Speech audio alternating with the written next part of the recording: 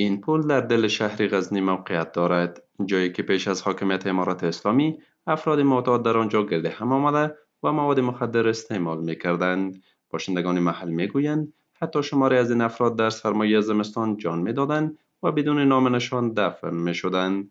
اما اکنون این پل خالی است و افراد معتاد به منظور تداوی به مراکز صحی انتقال داده شدند.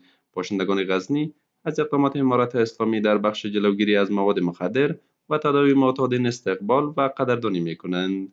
تا امروز خداوند خیرشون بده، تلاش کردن.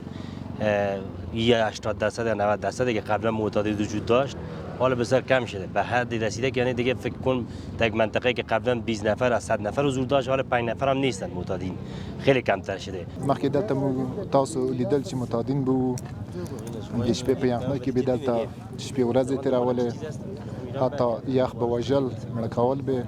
اوس الحمدلله دوی ته تداوی لاندې نیولي دي.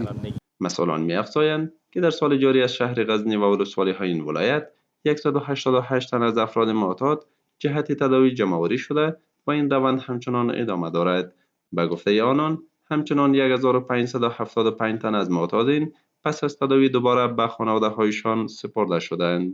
د تیر یو کال په جریان کې موږ 188 معتادین د مختلفو ساحو د ولسوالۍ او حوزو څخه راجمعوري کړي دي او په دغه کې 1515 برته خپل کورونو ته د تداوی وروسته سپارل شوي دي.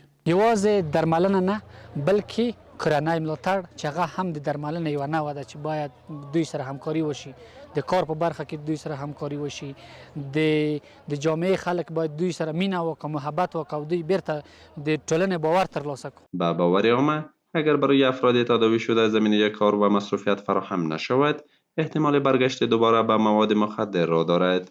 مسئولان مراکز تداوی معتادین از تاجران و نهادهای کمک کننده می‌خواهند تا در این بخش همکاری کنند و نگذارند این قشر تازه بهبود یافته جامعه دوباره به دام اعتیاد بیفتد.